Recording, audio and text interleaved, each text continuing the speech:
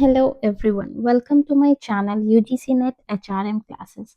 आज हमारा टॉपिक है आईएलओ, जिसमें से जो बहुत इम्पोर्टेंट टॉपिक है UGC NET as well as IBPS SO HR के लिए एंड ईपीएफओ जैसे एग्जाम्स के लिए ये एक इम्पॉर्टेंट टॉपिक है।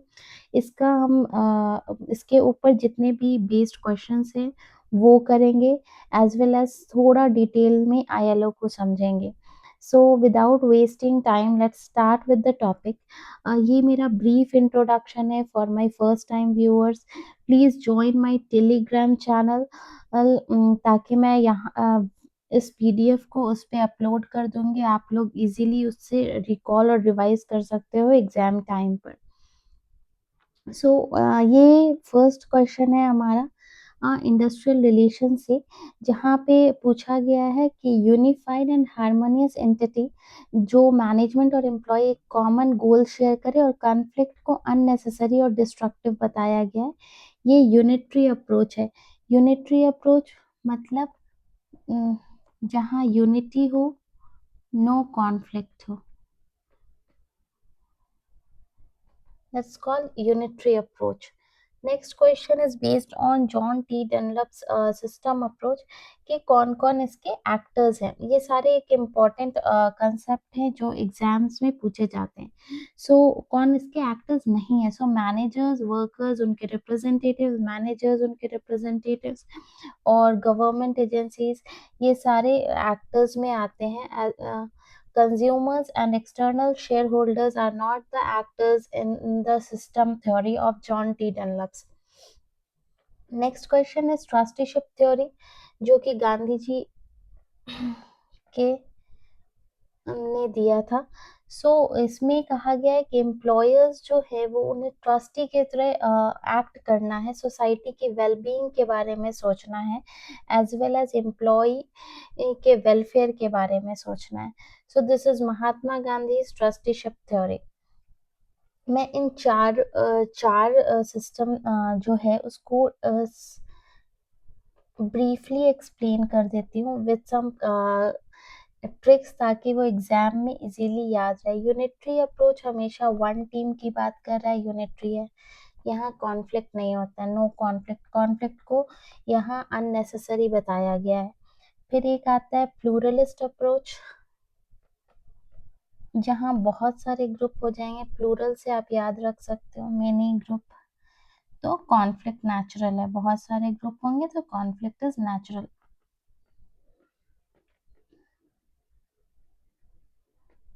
नेक्स्ट इज मार्क्सिस्ट अप्रोच, जहाँ कैपिटलिज्म की बात होती है और क्लास कॉन्फ्लिक्ट और क्लास स्ट्रगल की बात होती है। ये आपका मार्क्सिस्ट अप्रोच है। ये सारे कीवर्ड्स अगर आप याद रखोगे तो इन पे बने क्वेश्चंस आप इजीली सॉल्व कर सकते हो। सिस्टम अप्रोच जो जॉन टी डनलप का दिया हुआ है, ये आपका इसमें कहा गया है 3 एक्टर की बात किया गया है जिसके जिससे इंडस्ट्रियल रिलेशन सिस्टम बनते हैं। ये 3 एक्टर्स आपके मैनेजर हो गए, वर्कर हो गए एंड गवर्नमेंट एजेंसीज हो गई। ठीक है, इस इन तीनों एक्टर्स से आईआर सिस्टम बनता है।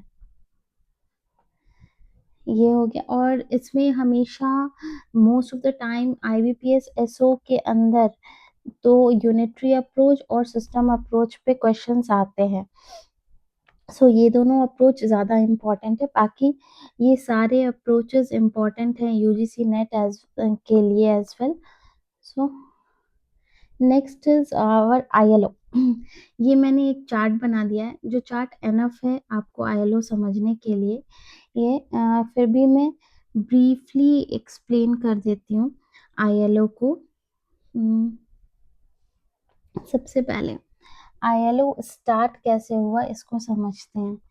तो सबसे पहले एक क्वेश्चन, कोई भी कंट्री है मान लो जहाँ वर्कर्स जो हैं वो 16 to 18 आवर्स काम कर रहे थे, चाइल्ड लेबर था, वर्क प्लेस सेफ नहीं था,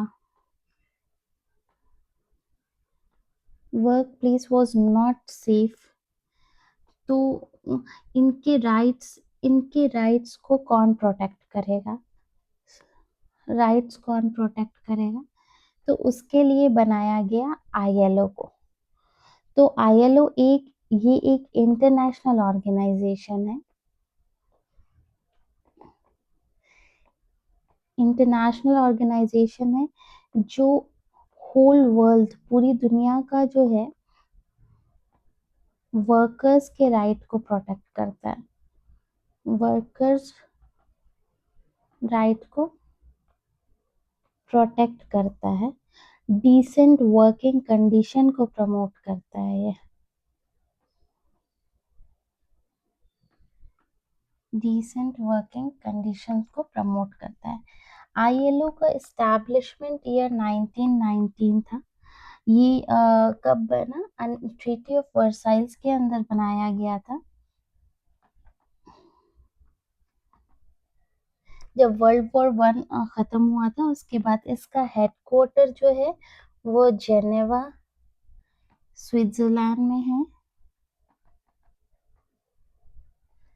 और 1946 में जो है यूएन की पहली स्पेशलाइज्ड एजेंसी बनी थी ये। आईएलओ जो है वो यूएन फर्स्ट स्पेशलाइज्ड एजेंसी बनी थी।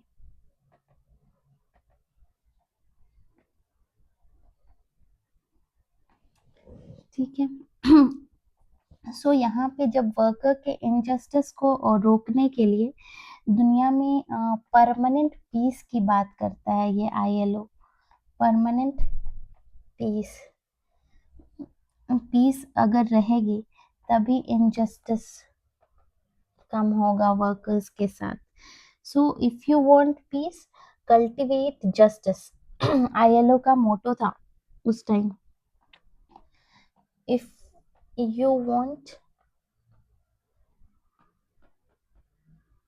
पीस, कल्टिवेट जस्टिस, ये आईएलओ का मोटो बना उस टाइम।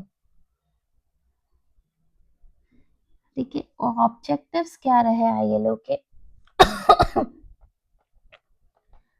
ऑब्जेक्टिव्स ऑफ आईएलओ, इसका ऑब्जेक्टिव रहा decent work life, decent work, equal opportunity होनी चाहिए, सोशल जस्टिस की बात किया,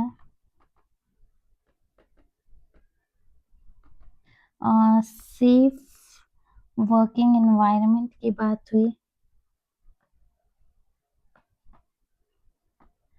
child labour, no to child labour कहा गया,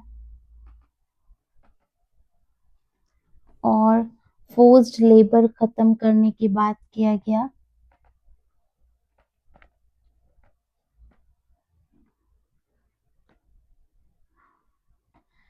और डिस्क्रिमिनेशन, वही इक्वल अपॉर्चुनिटी से आप नो डिस्क्रिमिनेशन भी याद रख सकते हैं। ये सारे इनके ऑब्जेक्टिव्स थे आईएलओ के। उसके बाद सबसे बड़ा फीचर आईएलओ का ये था ट्राइपर्टिज्म। ये ट्राइपर्टिज्म पे काम करता था, मतलब government representative, employer, worker, tripartite structure बनाया गया। इसका 3 प्रिंसिपल ऑर्गन थे, 3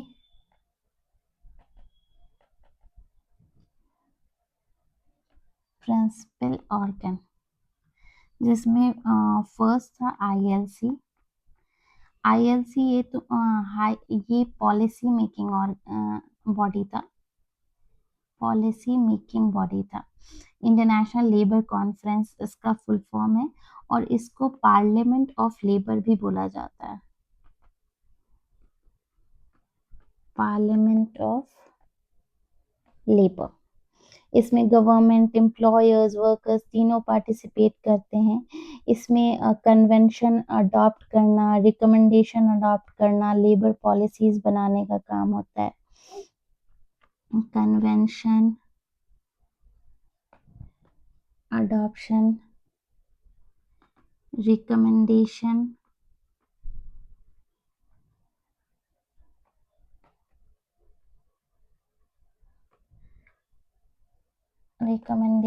adoption, policies, framing of policies, इसका काम है, ये आईएलसी का काम है। उसके बाद आता है गवर्निंग बॉडी।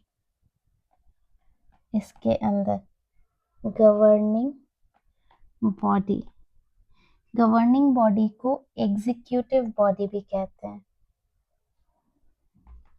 जैसा इसका नाम है उसी से आप समझ सकते हो, ये एग्जीक्यूट कराता है, ये डिसाइड करता है मीटिंग कब होगी, एजेंडा कब होगा, क्या होगा, बजट क्या होगा, डायरेक्टर जनरल का सिलेक्शन, सिंपल लैंग्वेज में आईएलसी पॉलिसी बनाता है और गवर्निंग बॉडीज को एग्जीक्यूट करता है। ये सारे मीटिंग्स, एजेंडा, बजट, ये सारे पे ये काम करता है। नेक्स्ट है International Labour office, ILO. International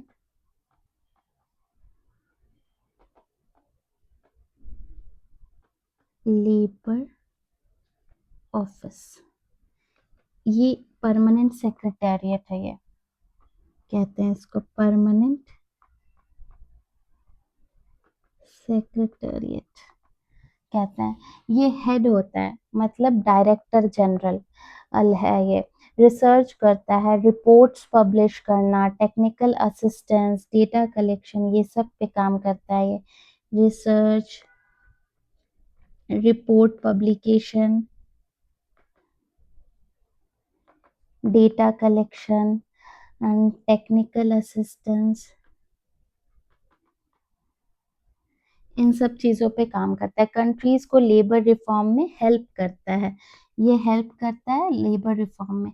एक होता है इसके अंदर कन्वेंशन, एक होता है रिकमेंडेशन। कन्वेंशन जो होता है आपका, ये बाइंडिंग होता है, लीगली बाइंडिंग होता है कन्वेंशन, ये सिर्फ गाइडलाइन होती है रिकमेंडेशन। जैसे कन्वेंशन आपका हो गया forced labour convention,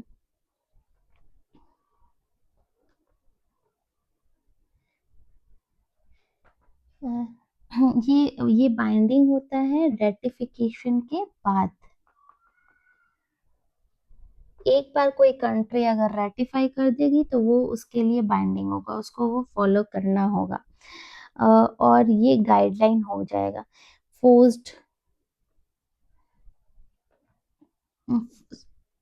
forced labour convention हो गया ना, sorry, freedom, freedom of association convention, sorry. यहाँ पे ये गाइडलाइन है, चाहे तो फॉलो करे, नहीं चाहे तो नहीं करेगा। नेक्स्ट आपका आता है, सॉरी, यहाँ प्रिंसिपल्स, प्रिंसिपल्स के अंदर इसके प्रिंसिपल्स क्या क्या आते हैं आईएलओ के, उसके अंदर आपका आएगा freedom of association, next collective bargaining, forced labour का elimination, elimination of forced labour,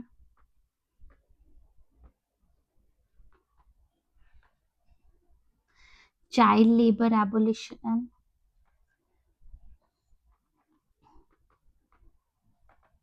abolition of child labor, discrimination, eliminate discrimination, जो ऑब्जेक्टिव्स है उसी का प्रिंसिपल्स है। और safe and healthy work environment, ये बहुत इंपॉर्टेंट है, सेफ एंड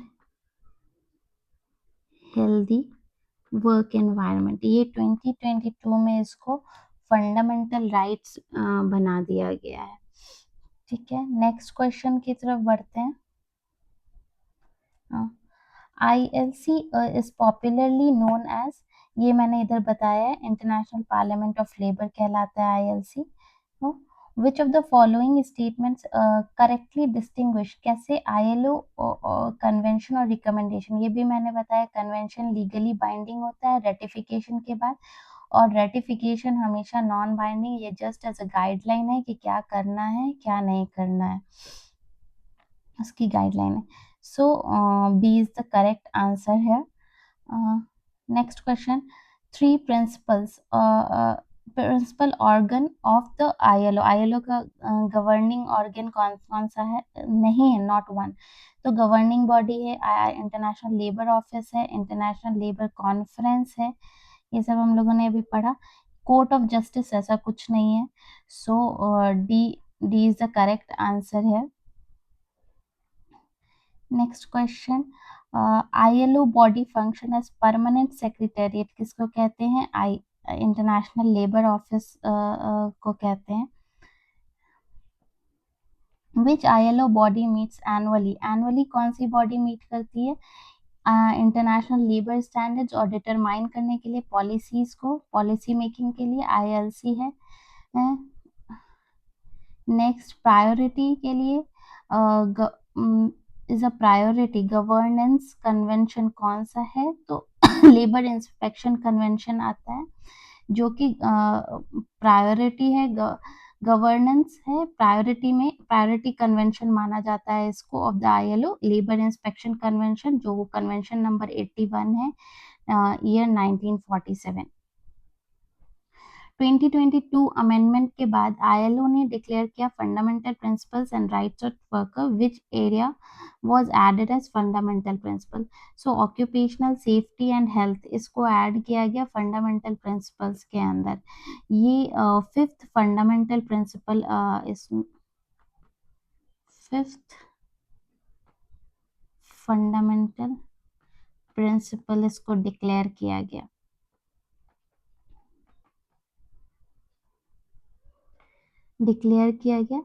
इसके साथ ही ऑक्यूपेशनल सेफ्टी एंड हेल्थ से related convention, convention number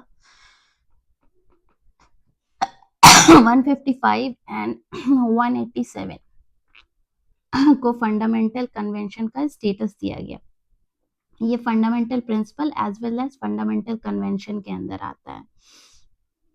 next, which tripartite body is considered as apex consultative forum बताया गया है, वो ILC है, Indian Labour Conference. Next is following bodies function as the advisory and preparatory committee. So advisory और preparatory committee के लिए SLC है हमारा जो। Next is ILC is a tripartite body, ये कब कंस्टिट्यूट हुआ है, 1947 में कंस्टिट्यूट किया गया था ILC को। Next is chairman of Indian Labour conference कौन बनता है, union minister of labour and employment. another question is administratively service both the ILC और SLCs को कौन देख रहा है, दोनों को, लेबर एंड एम्प्लॉयमेंट मिनिस्ट्री जो है वो ILC SLC दोनों को देखते हैं। प्राइमरी रोल क्या है SLC का, तो ये एजेंडा प्रिपेयर करता है, एग्जामिन करता है इश्यूज को, और फिर उसको इंडियन ILC के पास ले जाता है, इंडियन लेबर कॉन्फ्रेंस के पास। नेक्स्ट इज SLC ये आपका एक्ट करता है as executive and preparatory body की तरह इंडियन लेबर कॉन्फ्रेंस के अंदर। नॉट टिपिकली फंक्शन नहीं है, ILC का फंक्शन नहीं है। सो वेज पॉलिसीज है, लेबर वेलफेयर के बारे में ऑब्वियसली काम कर रहा है, IR से बात कर रहा है, डिस्प्यूट्स रिजॉल्विंग बात होती है। सो डायरेक्ट टैक्सेशन पॉलिसी ये इसका फंक्शन नहीं है। रिकमेंडेशन जो होती है ILC की, ये लीगली बाइंडिंग नहीं होती है। लीगली बाइंडिंग कन्वेंशंस होते हैं जो कि आफ्टर रेटिफिकेशन बनते हैं। ये एडवाइजरी होती है और रिकमेंडेटरी होती है।